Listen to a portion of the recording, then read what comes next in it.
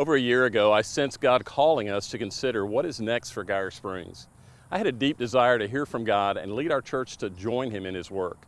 I gathered a group of men and women from our body to join me in this journey as we sought out God's vision.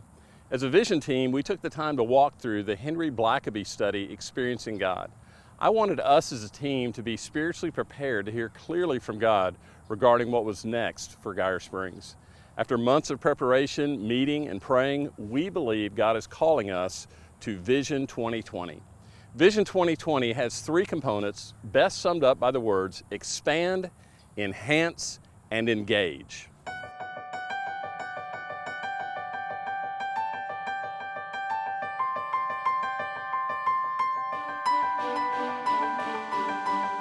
I'm here at the back corner of the Raymar Road property. In early 2012, we were on a mission to secure acreage for our Upward and Sports Outreach Ministries. Our team looked at many properties, with God leading us here to a 55-acre horse farm we now call Raymar Fields. Since the purchase of the property, we built a small building that serves as our concession stand, storage, and bathroom facility, as well as 6 large manicured soccer and football fields. While these facilities have enabled us to serve our community and to minister to the unchurched, we believe it's time to expand our ministry presence here in Saline County. We believe God has more in mind for this property than just recreation space. The city of Bryant is the 3rd fastest growing city in Arkansas. There are over 60,000 Saline County residents not regularly attending church. The need is great to have a permanent, ongoing gospel presence at the Raymar Road property. We believe God is asking us to expand our reach by building a ministry facility that will serve as a second ministry campus. This facility will not only host worship services, but it will be a blessing to the community by offering social services and community-based programs to help minister to the real needs of Saline County. In addition, we would also like to increase our sports and recreation opportunities and open up this property to be used by the community year-round. We believe God has great plans for this property to be so much more than it already is today, and we look forward to how God will use this land for His kingdom in the years ahead.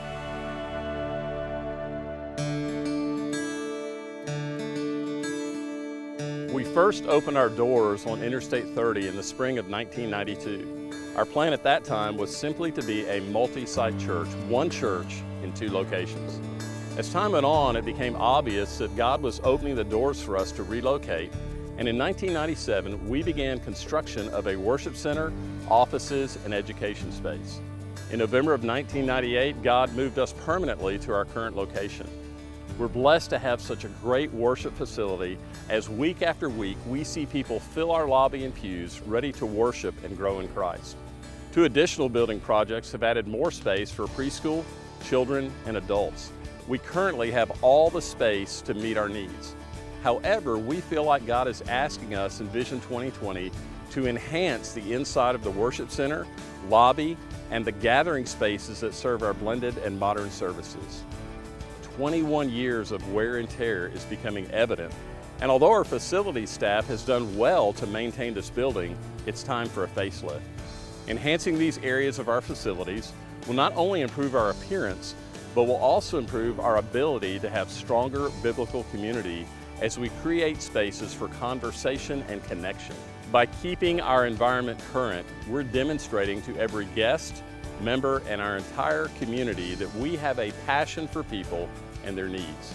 We desire to reach people and families with our great ministry programming and ministry space, and we believe these enhancements will strengthen our legacy of serving people with excellence here at Geyer Springs.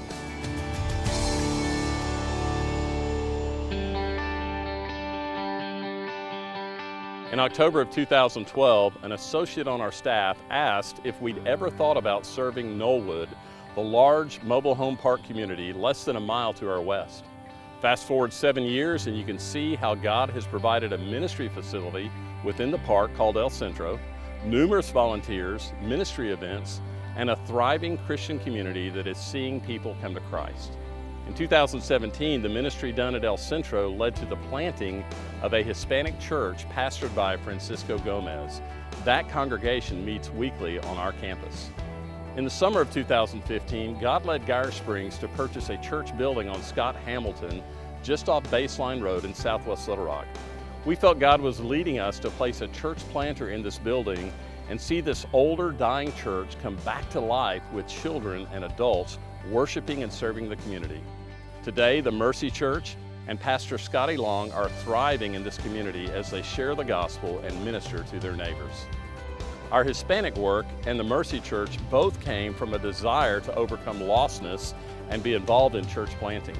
As part of our Vision 2020, we believe God is asking us to continue to engage in church planting locally, nationally, and globally. We want to champion church planting with an ongoing passion to respond to the needs of church planters, to partner with church planting ministries, and to give our church family opportunities to experience the great impact starting new churches can have on God's kingdom.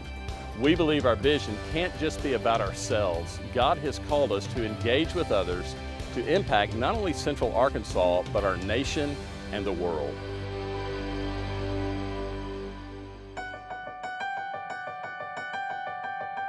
Vision 2020 is to expand, enhance, and engage. I'm asking our church family to spend the next month praying through Vision 2020. Pray for unity and clarity as we seek to accomplish what God desires of us. On November 10th, we will call the body together for an affirmation of Vision 2020. Once we affirm the vision, we'll begin planning teams and committees to seek the Lord's direction on how we are to proceed in each area and to begin the process of accomplishing the vision. It's an honor to be your pastor. I'm thankful to lead a body that has had a consistent history of faithfulness in serving the Lord. I look forward to what God will do as we pray, listen, and obey.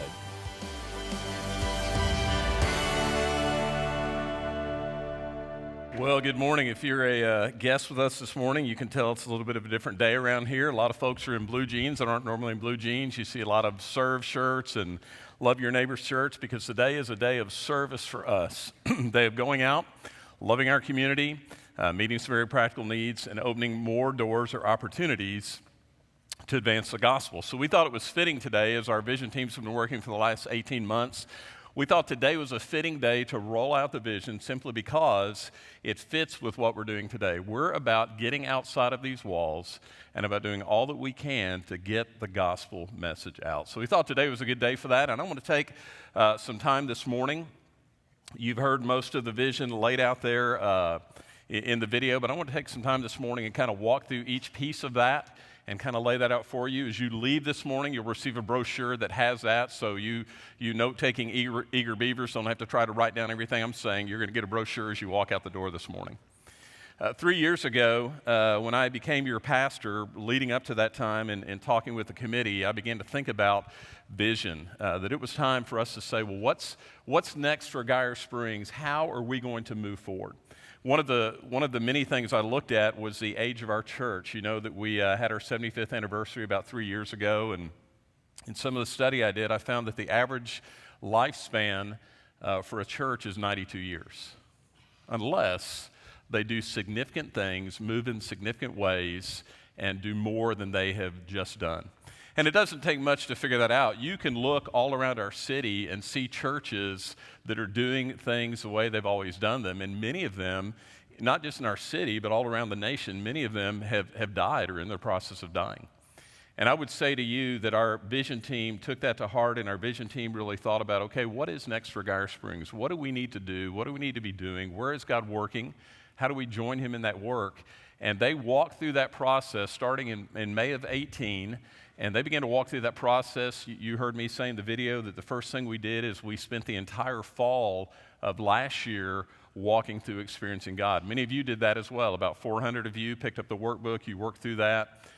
We have one men's class. I think they're still in week 2 or 3. They're a little bit slower than the rest of us, but they're still working through that. But we said, what is it God is doing? Where is God working? What does God have for us? And how do we join him in that work? And so they worked through that.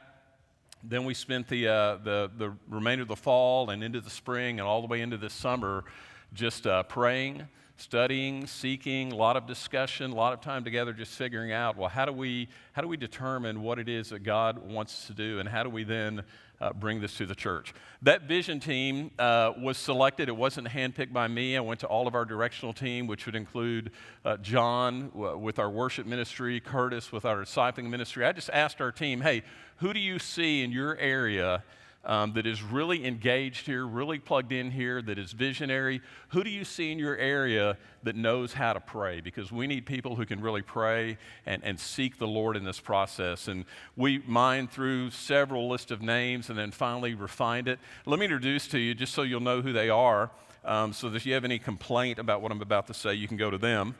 And I'm going to ask you guys, just to be sure they know who you are, to come stand down front here, okay? Johnny Biggs. Right here, buddy. Come on. Ben Browning. Casey Kraft is in India with that team. Jim Draper. Is Lynn Holloway here today? Is Lynn out? I didn't see her in choir. Oh, I'm sorry, Lynn. You were in choir this morning making a joyful noise. Oh, you can't talk. What a blessing. We need to meet today. Blair Nollmeyer's out today, Jason Miller, Jason Monroe, Kent Sanders, Paige Shepard, and Jim Welch. Would you help me thank them for the many, many months of work that they've done?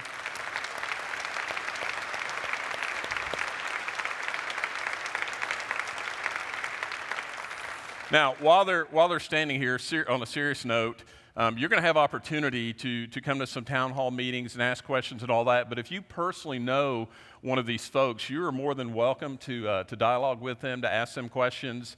Anything they can do to help you in this process, they're more than happy to do. Thank you guys so much.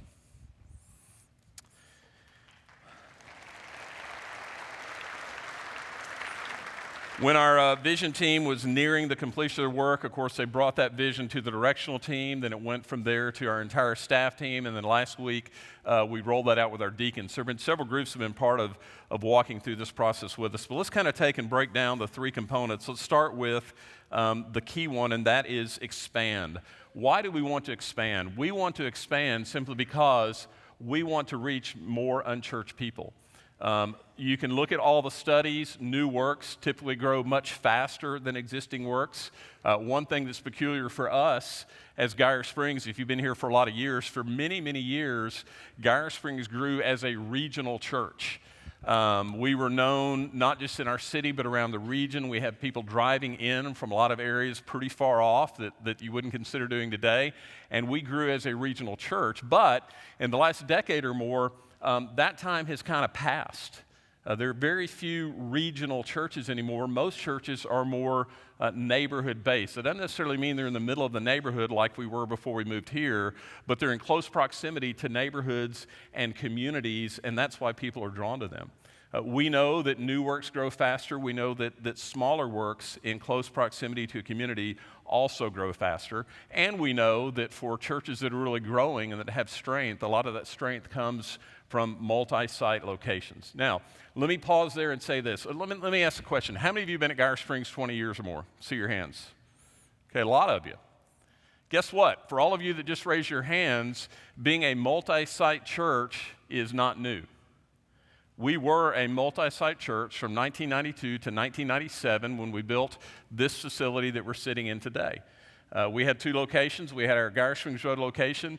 This location was started in 1992 because we had run out of space. We had no more land. We couldn't build any more, but we wanted to reach more unchurched people.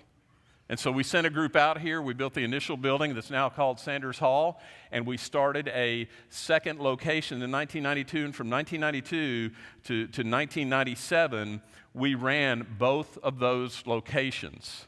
It was crazy. I remember when I came here in 92, they just opened this location, and they didn't tell me this in the interview process. We'd start over there about 7:30 in the morning, have a service at 8 or 8:15. When that service ended, Brother Paul, who was pastor at the time, and I think it was Danny Baxter, would come here and start a service while we stayed there and got Sunday school started. Then we'd leave there and come over here and be here in time for the invitation to finish that service out. And then we'd start Sunday school here, and then we'd go back over there. It's chaos. But you know what? For 6 years, we were growing, thriving church, working through a multi-site process like that. Now, for those of you that have been here 20 years or more, let me make one thing very, very clear. If you don't hear anything else I say today, you need to hear this, okay? Expanding our work is not a plan. Starting another site is not a plan to relocate. Okay? Some people got pretty hair-lipped about that when it happened back in 1997 and 98. It didn't start as a plan to relocate, but it became clear that's what we're supposed to do. Listen, we've got about $40 million invested in this campus. We can't afford to go build that somewhere else. We don't need to go build that somewhere else. We picked this site for a very strategic reason. We're going to continue doing thriving ministry here. So hear me say again, if you were here back in that relocation process, this is not a plan to relocate. Are you hearing me? Turn to your neighbor and say, this is not a plan to relocate. Turn to your neighbor and say that, please.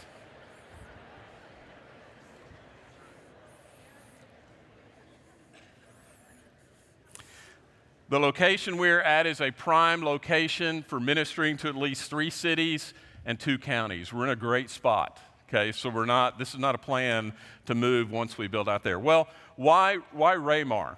I'm assuming most of you are familiar. If you're not, Raymar Road is about 4 miles down the interstate. We have the 52 acres that you saw. Why there? Well, back in 2012, we recognized that sports ministry was a great way to reach unchurched families. We put a committee together. They began to search for sites. They searched all over Pulaski County. They searched Saline County. For months, nothing was turning up. We needed affordability. We needed accessibility. A prime spot that people could easily find. It just wasn't happening. And then suddenly, that Raymar property became available. And I will tell you, since we have purchased that property, we don't own it outright yet, we're purchasing that property, the development around that area has been good confirmation we picked the right spot. Most of you know that Bryant Parkway has recently gone in. That's going to be a major thoroughfare when they get that completed for that area. There were 5 neighborhoods around that Raymar property when we started. Now there are 7. Saline County is one of the fastest growing counties in the state of Arkansas. You saw in the video that Bryant is the 3rd fastest growing city. Benton is the 9th fastest growing city in the state. So it's a prime location. But I'll tell you a question I hear sometimes, and maybe the number one question in most people's minds, well, that's all good and fine, but why would we go just a few miles down the road to reach people? Can't we reach those people here? Can't we get them to come here? I'm going to tell you one of my greatest frustrations. I love our Upward Sports ministry, but one of my greatest frustrations with Upward Sports has been this. Every season, we have scores of unchurched families. When they sign up for Upward, we find out where they go to church, if they have any connection. We have scores of unchurched families in soccer and in football when we used to do basketball. We don't reach those families here. We minister to them every week during those seasons. There have been times that we've had the end of season celebration in this building, but we don't reach them here. We're not in their community.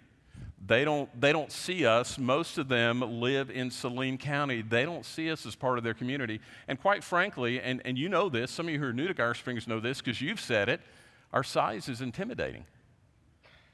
It's very intimidating for people to walk into this facility. And we know that most growing churches are not growing by building bigger sites. They're growing by multiplying themselves into other sites. Now, let me clarify something about our ministry here, just to be sure you're hearing me correctly. When we talk about going down to Raymar Road and building another site, we're not talking about cutting back what we do here. We're not talking about curtailing the ministry that we do on this campus. This campus is a prime location for reaching both Saline and Pulaski counties. And quite frankly, this campus will offer significantly different ministry simply because we can't go down to Raymar Road and build what we have here and do all the ministries that we do here. It's going to look different. It's going to have our DNA. But it's going to look different. It's not going to be a replication of what we do here simply because we can't do that. This campus is still vital. This campus is still growing. It's still reaching people. That second campus is just going to enhance what we do here and help our entire ministry to grow. Let me tell you one other thing, and I'm not saying this is a God thing, but it's really interesting when we think about going down to Raymar Road and starting another site.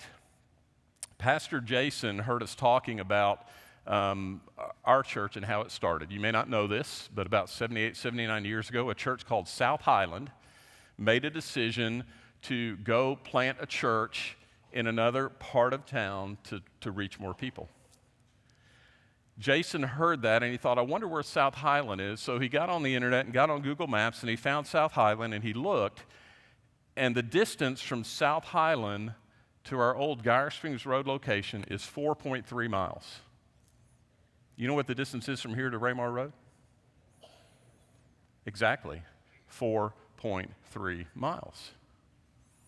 Okay, it's not a new thing to us to be a multi-site church, and we're simply doing what was done for us nearly 80 years ago.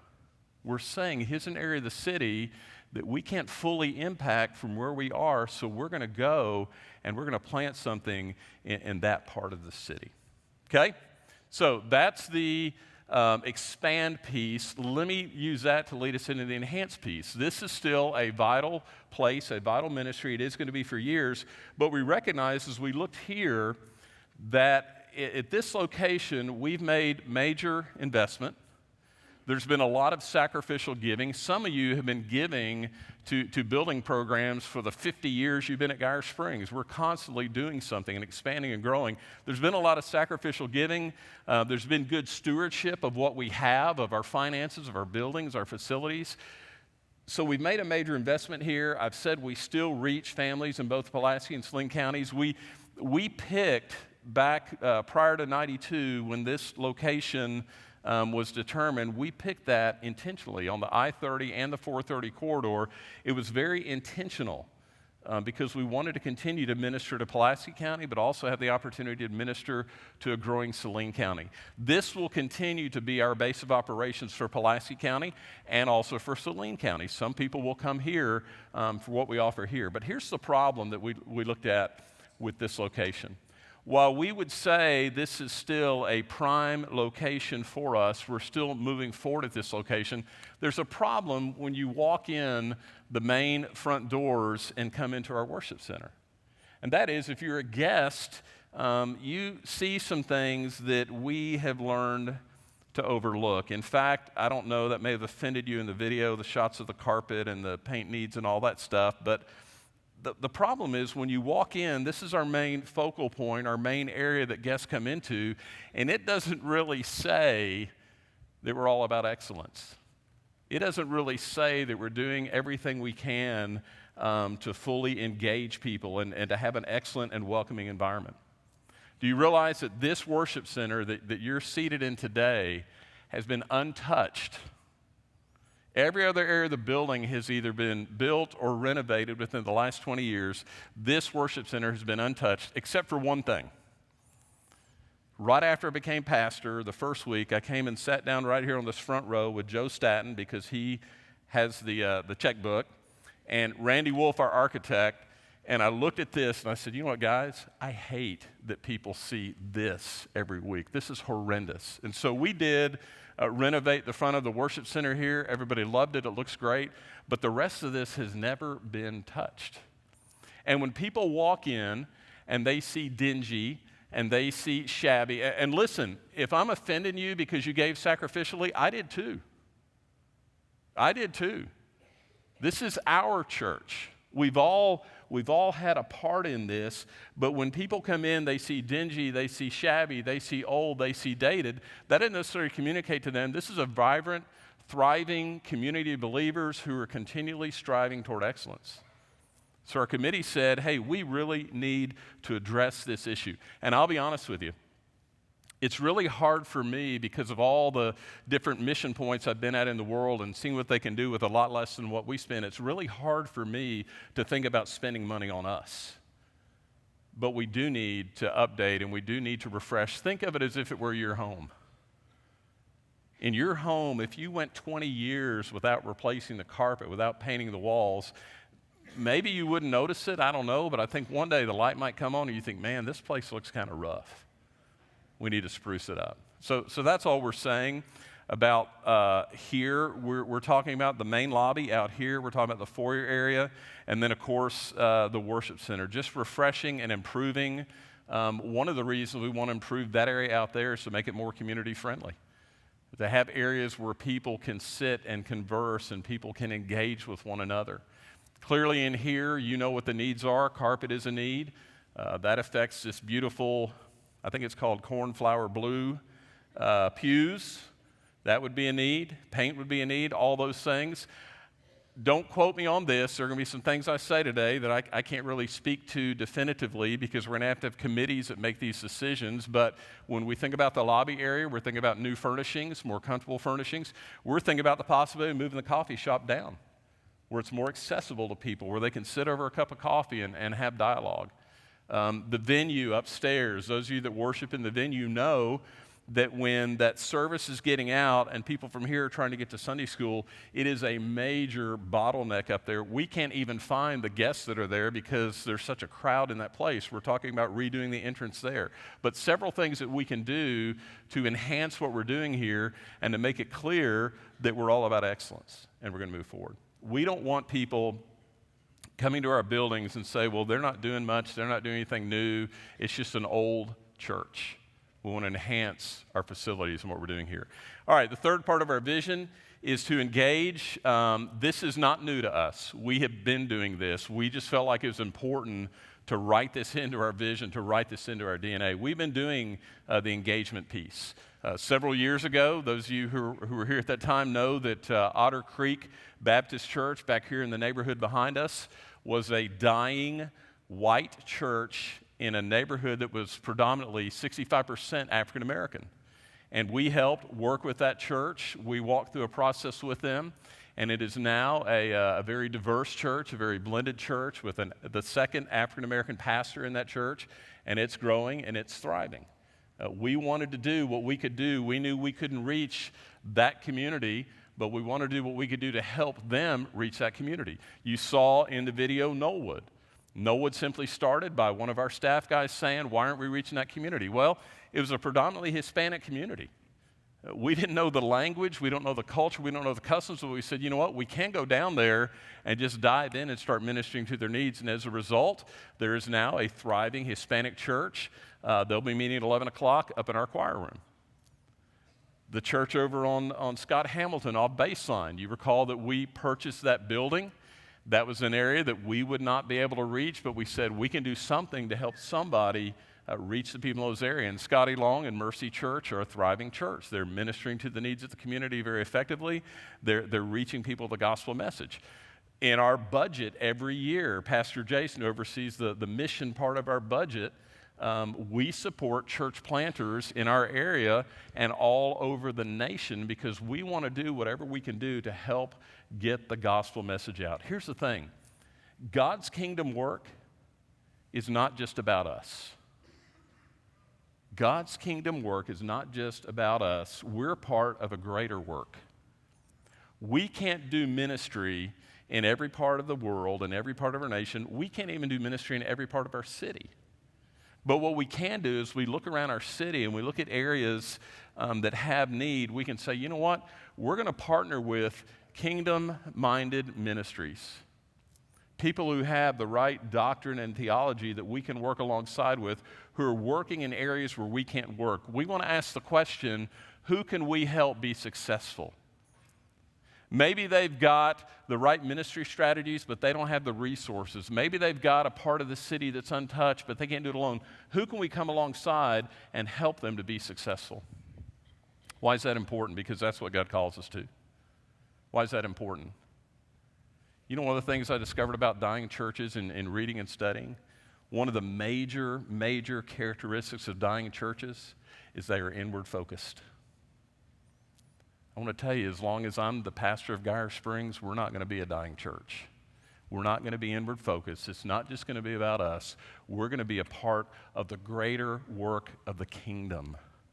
Last week when Pastor Jason preached in Nehemiah 3, we've been walking through that book, and you saw in chapter 3, next to him, you saw that all the people were working next to each other. That's what we've got to do as a church body. We've all got to work together, but that's also what we have to do as a kingdom player. We have to work alongside other churches and other ministries so that together we can reach and impact our city and our nation and our world.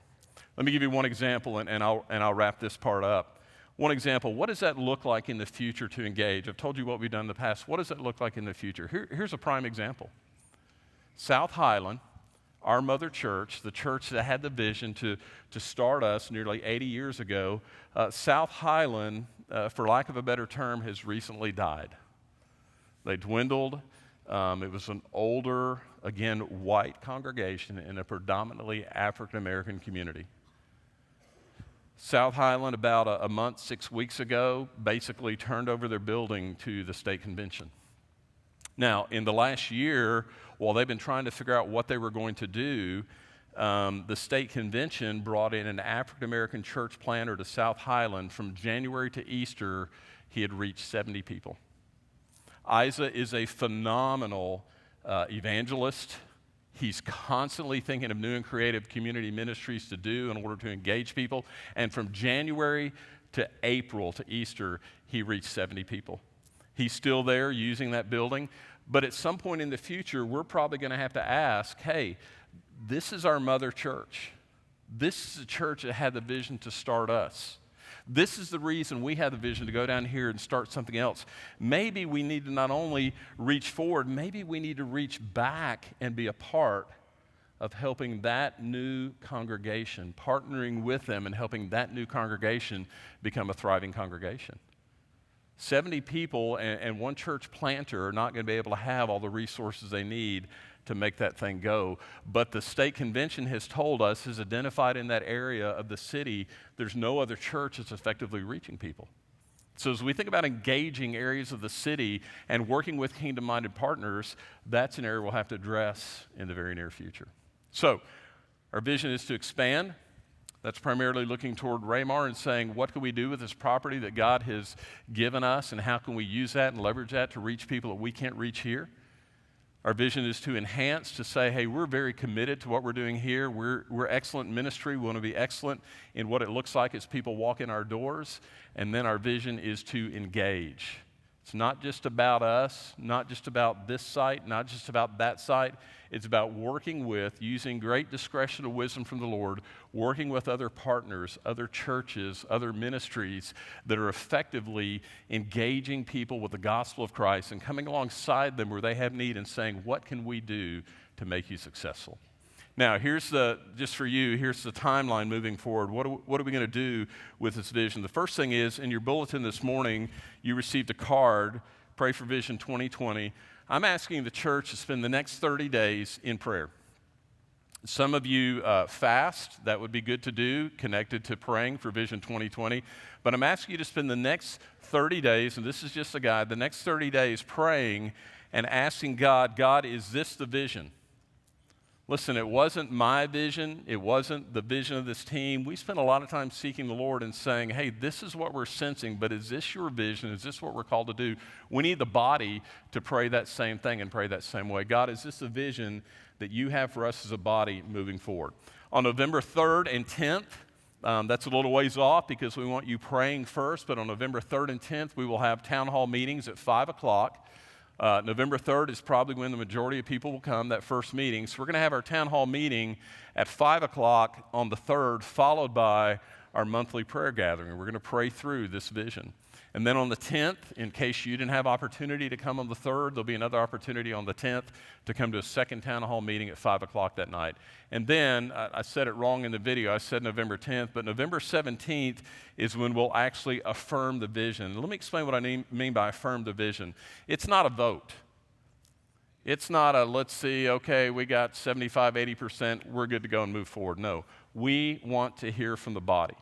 On the morning of the 17th, when it comes time to affirm the vision, you'll be given a card, And on that card, maybe you've prayed about it. You say, man, I see this. Yeah, clearly this is where God wants us to go. And for you, it's as simple as just checking, yes, I affirm the vision. But there'll also be an opportunity on that card for you to say, I'm not there yet. I need more time to pray. There will also be an opportunity on that card for you to say, hey, I'm not seeing this, and here's the struggle, or here's the challenge I have. We want to hear from the body. It's not a majority rule saying. We want to hear from the body. What have you heard from God about the vision?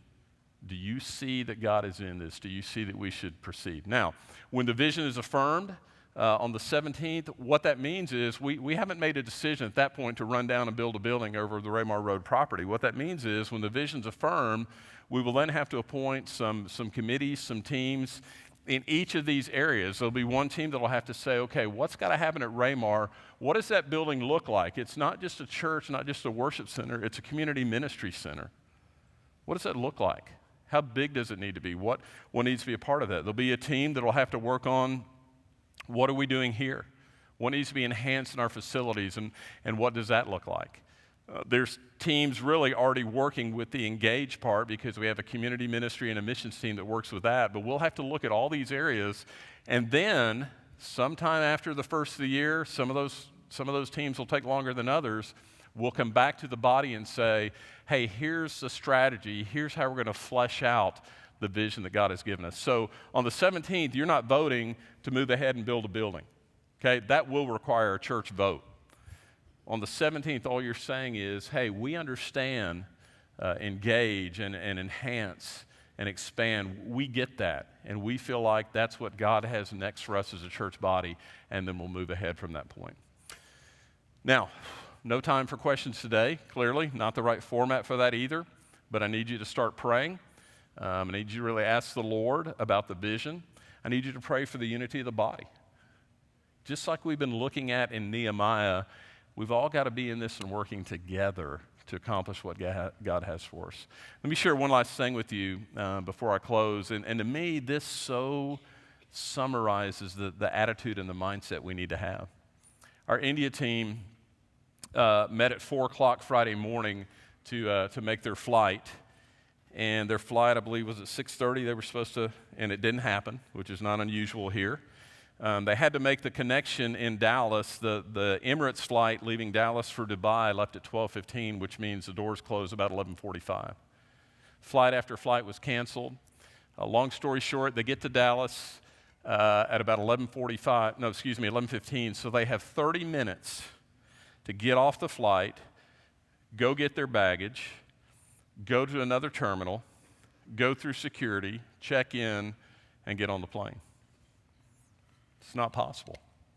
They get off the flight, they make the decision. Casey Kraft, Ross O'Kelly, Ryan Siemens make the decision to tell Shirley Manning and Marcy Walker, you guys go ahead and go to the gate. We'll go get the bags and check all the bags. We'll meet you at the gate. Well, it was just not a possibility. So while Marcy and Shirley are at the gate pleading with the Emirates people who are not going to wait, they're not going to hold the plane for these three guys, Ross calls them up. He says, how do you guys feel about just going on without our bags? Two ladies, but it took them that long to say, we're going. Here's what I want you to hear. It's a 48-hour hard journey just to get there. They got there this morning sometime, our time, 48 hours. The conditions there are not good, and they don't even have clean clothes. And it's an 8-day trip. I'll be honest with you. I usually take a couple of showers a day because I'm a sweater. I got to have clean clothes.